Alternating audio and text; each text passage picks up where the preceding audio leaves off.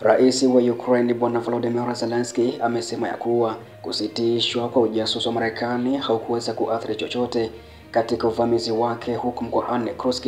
nchini Urusi, ambako rais wa Ukraine Volodymyr Zelensky amesema ya kuwa uamuzi wa Marekani wa kusimamishwa kwa ugavi au kwa muda ugavi wa kijasusi na Ukraine haukuweza kuharibu umiliki wa Ukraine kwenye sehemu ya mkoa wa Kursk huko nchini Urusi, ambako inakumbukwa rais wa Marekani Donald Trump alisitisha uungwaji mkono wa kijasusi kufuatia changamoto ya Zelensky kwa msimamo wake wa kidiplomasia kuelekea Urusi wakati wa ziara yake mwishoni kabisa mwa mwezi Februari katika ikulu ya White House huko nchini Marekani, ambapo pia mwezi huu vikosi vya Ukraine katika jimbo la Kursk vimepata vikwazo vikubwa, ikiwa ni pamoja na kukombolewa kwa mji wa Odessa na askari wa Urusi, ambayo ni jumuiya kubwa zaidi iliyokaliwa tangu uvamizi wa Agosti mwaka jana 2024.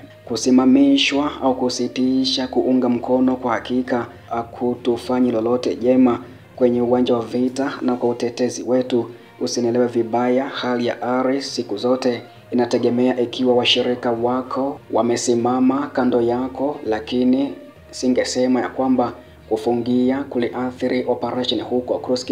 Zelensky alisema hivyo na amenukuliwa hivyo katika mahojiano aliyoyafanya na jarida la Times. Hapo awali vyombo vya habari vya Magharibi ikiwa ni pamoja na Time viliweza kuripoti ya kwamba hatua ya Trump ya kuchukua madaraka ilidhoofisha sana nafasi ya Ukraine katika mkoa wa Kursk na kuathiri ari na uwezo wa vikosi vya Ukraine. Wakati wa majibizano makali katika ofisi ya Oval, Trump alimsuta Zelensky kwa kushindwa kutoa shukurani kwa usaidizi wa Marekani na akamwambia hana kadi za kucheza bila usaidizi kutoka Washington. Wanajeshi wa Ukraine walipokabiliwa na msukumo, Kiev pia ilibadilisha maelezo yake ikidai ya kwamba malengo yake ya kijeshi yametimizwa kwa kugeuza vitengo vya Urusi kutoka sehemu zingine za mbele, ambako umiliki au uvamizi wa jimbo hilo uliweza kukusudiwa na Ukraine kuwa kama sehemu ya kufanyia mazungumzo ya baadaye ya amani na Moscow. Mpaka sasa, kulingana na makadirio yaliyotolewa na Wizara ya Ulinzi ya Urusi, imesema ya kuwa vikosi vya Ukraine vimepoteza karibu wanajeshi 7,000 katika operation ya Kursk na wamepoteza mamia ya vipande vya thamani vya silaha nzito, ikiwa ni pamoja na zile zilizotolewa na wafadhili kutoka Magharibi. Ambako katika mahojiano hayo Volodymyr Zelensky aliitaka Marekani na wanachama wenzake wa NATO kuendelea kufadhili jeshi la Ukraine katika siku zijazo, akisisitiza ya kuwa uchumi wa Urusi utaporomoka ifikapo mwaka 2026 au 2027 chini ya vikwazo endelevu kutoka Magharibi. Pia kamati ya uchunguzi ya Urusi imeweza kufichua visa vipya vya wanajeshi wa Ukraine kuwaua raia katika wilaya ya Odessa ya mkoa wa Kursk. Msemaji wa kamati anayefahamika kama Svetlana Petrenko amesema hivyo, ambako kulingana na habari iliyopatikana kutoka kwa wakazi wa eneo hilo, wamesema wamegundua kuwa mnamo Agosti mwaka uliopita hadi mwezi Septemba mwaka uliopita katika kijiji cha Kazachia Lokinya katika wilaya ya Odessa huko mkoani Kursk, wanajeshi wa Ukraine ambao waliingia kinyume cha sheria katika eneo la Urusi waliweza kuwaua takribani raia wawili waliohifadhiwa katika nyumba za makazi hayo. Zaidi ya hayo, wanajeshi wa Ukraine walihusika katika uporaji katika vijiji vya huko Kazachia Lokinya na Zamostie, ambapo waliweza kurusha makombora barabarani kimakusudi, wakaweka vifaa vya kijeshi katika maeneo ya makazi ya watu binafsi na kuchoma moto nyumba za raia kimakusudi.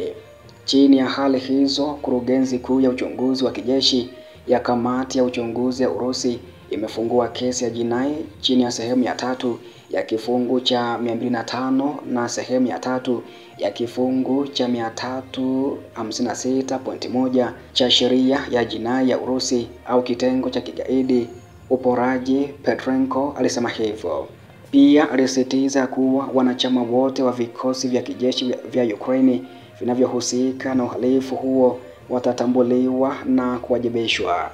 Pia nikiipa kisogo taarifa kutoka Kursk.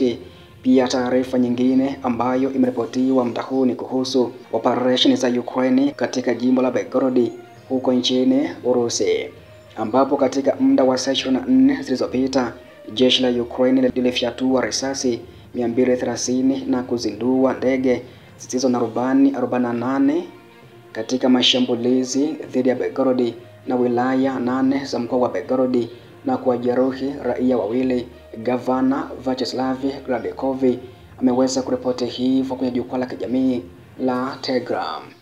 Mengi ya migomo hiyo, silaha 210 iliweza kulenga wilaya ya Krasnoyarsk huko Belgorod. Katika wilaya ya Krasnoyarsk, vijiji vya Prilesie, Grafovinka, Demidovinka lakini pia Popovika vilikuwa chini ya mashambulizi 23 ya makombora na silaha 210 zilipigwa risasi, ambako pia adui alizindua drones 14 na 12 kati yake zilipigwa chini. Majengo mawili ya nje pia yaliweza kuharibiwa katika kijiji cha Gladkov. Mabomu 7 na ndege zisizo na rubani 9 zilishambulia makazi 10 katika wilaya ya Belgorod na kuwajeruhi raia wengine wawili, ambapo shambulizi hilo liliharibu vyumba 11 katika majengo mawili ya familia nyingi, majengo mawili ya nje, gari la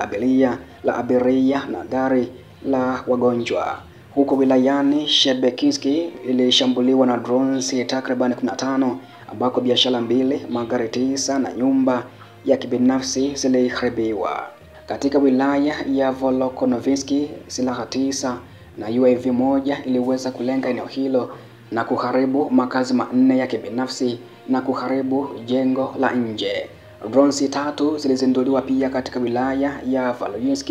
na kusababisha uharibifu wa trekta na dome ya kanisa la picha ya Kazani ya Mama wa Mungu. Katika wilaya ya Rakitiansk, ndege isiyo na rubani ilishambulia kijiji cha Ileki Koshari na kuharibu gari, ambako pia mifumo ya ulinzi wa anga ilidungua UAV 2 za mrengo thabiti juu ya jiji la Belgorod na wilaya ya Yakovlevsk, na hapakuwa na taarifa ya majeruhi kutoka eneo hilo. Pia katika wilaya ya manispaa ya Graivorinsk, silaha 4 zilifyatuliwa katika vijiji vya huko Bezimeno na Novostroyevinka Vitoraya wakati wa mashambulizi 3 ya makombora na mashambulizi 3 ya ndege zisizo na rubani, na pia hapakuwa na majeruhi. Gavana Gladkov aliweza kusema hivyo na kubainisha hivyo kuhusu mashambulizi ya Ukraine huko Belgorod kwa muda wa saa 24 zilizokwisha kupita.